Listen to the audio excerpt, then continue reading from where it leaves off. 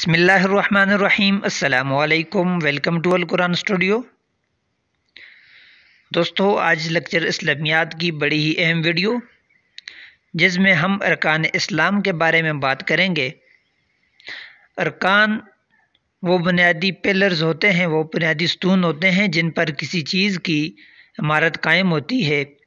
تو اسلام کے بھی بنیادی 5 ارکان ہیں جن کے بارے میں ہم ابھی بات کریں گے۔ تو سب سے پہلے ہم جو بنیادی رکن ہے کلمہ طیبہ، تو اس کے بارے میں ہم بات کریں گے کہ اسلام کے بنیادی ارکان تو 5 ہیں جن میں کلمہ طیبہ، نماز، زکوٰۃ، روزہ اور حج شامل ہیں۔ تو سوال نمبر 1 یہ ہے کہ ارکان اسلام کی تعداد کتنی ہے؟ ارکان اسلام کی تعداد 5 ہے۔ سوال نمبر 2 ہے اسلام کا دوسرا رکن کون سا ہے؟ تو اسلام کا دوسرا رکن نماز ہے، جیسے کہ ذکر کیا کہ پہلا جو رکن ہے وہ کلمہ طیبہ آ گیا، دوسرا رکن آ گیا نماز۔ سوال نمبر 3 ہے مسلمان ہونے کے لیے کون سا کلمہ پڑھنا لازم ہے؟ تو مسلمان ہونے کے لیے کلمہ طیبہ لا الہ الا اللہ محمد الرسول اللہ، اس کا پڑھنا لازم ہے۔ سوال نمبر 4 ہے کلمہ طیبہ میں کتنے نقطے ہیں؟ تو کلمہ طیبہ میں کوئی نقطہ بھی نہیں، ہاں اس میں زبر زیر وغیرہ تو موجود ہیں لیکن اس میں کوئی نقطہ موجود نہیں۔ سوال نمبر 5 ہے کلمہ طیبہ کے حروف کی تعداد کیا ہے؟ تو کلمہ طیبہ کے حروف کی تعداد 24 ہے۔ سوال نمبر 6 ہے کلمہ طیبہ کا منکر کون ہے؟ تو کلمہ طیبہ کا منکر کافر ہے، جیسا کہ کلمہ ہے کہ لا الہ الا اللہ محمد الرسول اللہ، اس کے 2 حصے ہیں، اس کے کسی ایک حصے کا انکار کرنے والا بھی کافر ہوگا اور دائرہ اسلام سے خارج ہوگا۔ اسلام کا پہلا رکن کلمہ طیبہ ہے یا کلمہ شہادت ہے۔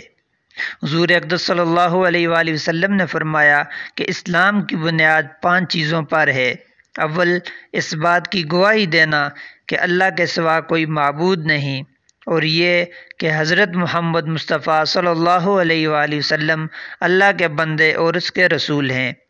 دوم، نماز قائم رکھنا، صوم، زکوٰۃ ادا کرنا۔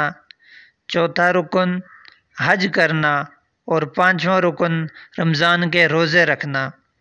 تو اس حدیث پاک میں 5 چیزوں پر اسلام کی بنیاد بتائی گئی ہے۔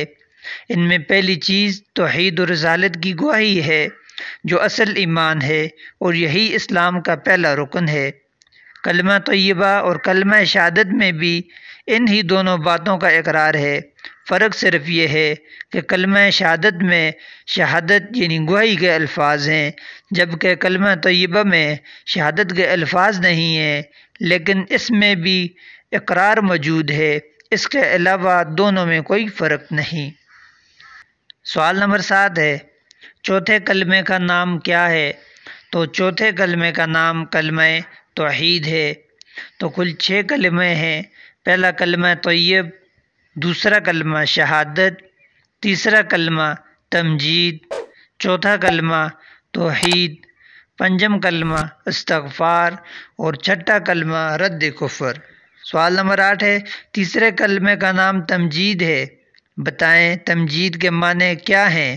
تو تمجید کے معنی ہیں بزرگی۔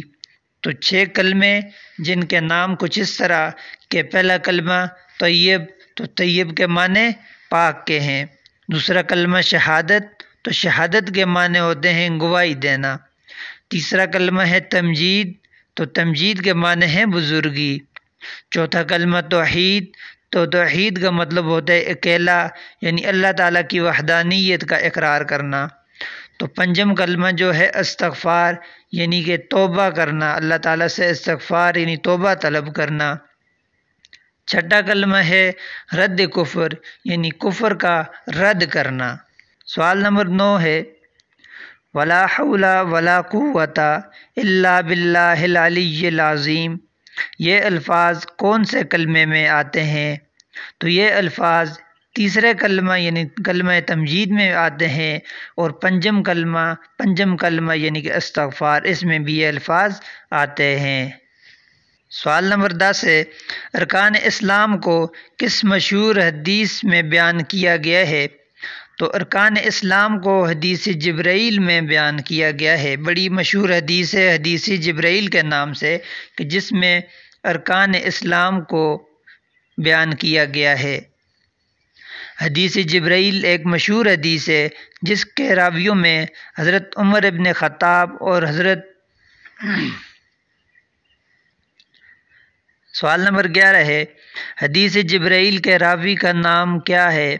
تو حدیث جبرائیل کے راوی کا نام حضرت عمر فاروق رضی اللہ تعالیٰ عنہ ہے۔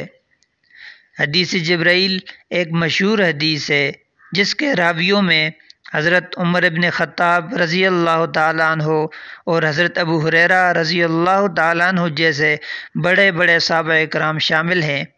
اس روایت کو مسلم و بخاری نے اپنی صحیح میں روایت کیا ہے۔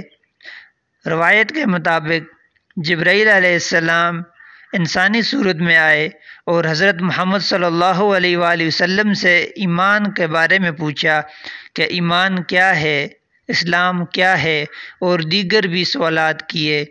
یہ گفتگو کرنے کے بعد وہ چلے گئے تو حضرت محمد صلی اللہ علیہ وآلہ وسلم نے اپنے صحابہ کرام کو بتایا کہ یہ فرشتہ جبرائیل تھے جو تمہیں دین کی تعلیم سکھانے آئے تھے۔ سوال نمبر 13 ہے، یحیی و یمیت کا معنی کیا ہے؟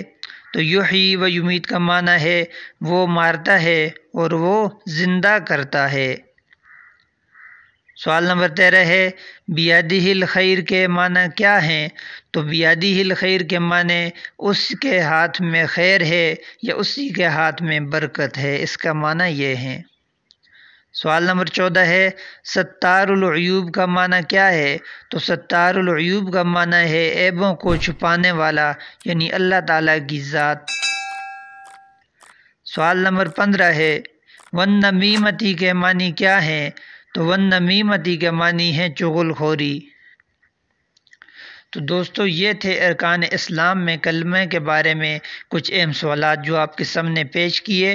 انشاءاللہ نیکسٹ ویڈیو میں مزید سوالات کے ساتھ حاضر ہوں گے اور باقی ارکان اسلام کے بارے میں ہم سوالات ذکر کریں گے۔ تب تک کے لیے اجازت دیجیے گا۔ اللہ حافظ۔